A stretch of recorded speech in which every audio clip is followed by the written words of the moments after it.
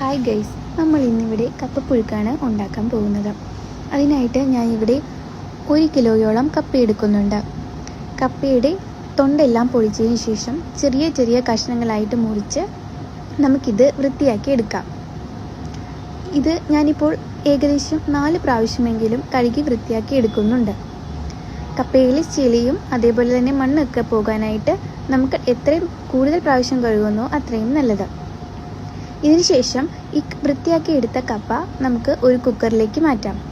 അതിനുശേഷം അതിനാവശ്യമായ വെള്ളവും ഉപ്പും ചേർത്തതിന് ശേഷം നമുക്ക് കുക്കർ അടച്ച് അടുപ്പിൽ വെച്ച് വേവിക്കാം.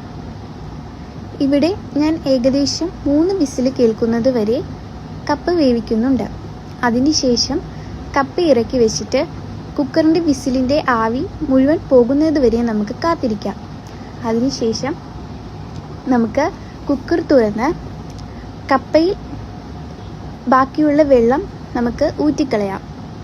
അതിനുശേഷം ഞാനിവിടെ കുറച്ച് തേങ്ങ, അതേപോലെ തന്നെ ഒരു 2 പച്ചമുളക്, കുറച്ച് സവോള, കുറച്ച് കരിവേപ്പില, ഇത്തിരി ഉപ്പ്, ഇത്രയും ചേർത്ത് ഞാൻ ചെറുതായിട്ടൊന്ന് മിക്സിയിൽ വെച്ച് ക്രഷ് ചെയ്തെടുക്കുന്നുണ്ട്.